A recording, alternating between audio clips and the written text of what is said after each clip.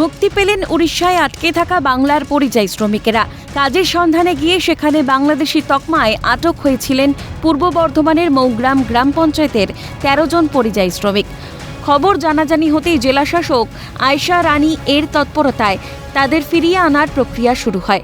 উড়িষ্যার ঝারসুগুদার জেলাশাসককে আটকে থাকা শ্রমিকদের পরিচয়পত্র পাঠানো হয়। তথ্য পাঠানোর ৬ ঘন্টার মধ্যে ঝারসুগুদার ডিটেনশন ক্যাম্প থেকে তাদের মুক্তির প্রক্রিয়া শুরু হয়। শনিবার সকালে ১৩ জন শ্রমিককে মুক্তি দিয়েছে উড়িষ্যা সরকার।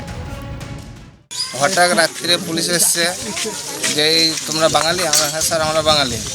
ঠিক আছে বাঙালি, তাহলে প্যান্ট শার্ট মোবাইল চার্জার সব নাও, আমাদের সঙ্গে চলো, ছাড়বে না। তো আমরা যাই করে আমাদেরকে ধরে নিয়ে, আর যে ২-৪টে ছেলে ধরা পড়ে গেছে ওদের কোনো ছাড়া কোনো সিস্টেমই নাই।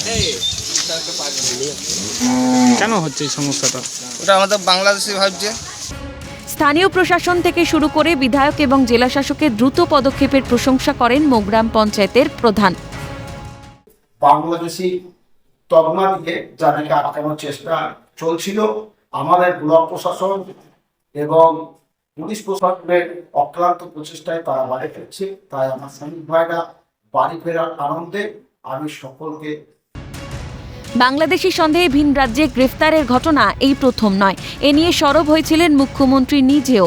চলতি বছরে মুর্শিদাবাদ সফরে গিয়ে উড়িষ্যায় পরিযায়ী শ্রমিকদের নির্যাতনের ঘটনায় কড়া বার্তা দিয়েছিলেন স্বয়ং মুখ্যমন্ত্রী নিজেই।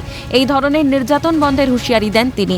তাহলে কি পেটের তাগিদে ভিন রাজ্যে গিয়েও কোনো নিরাপত্তা নেই পরিযায়ী শ্রমিকদের?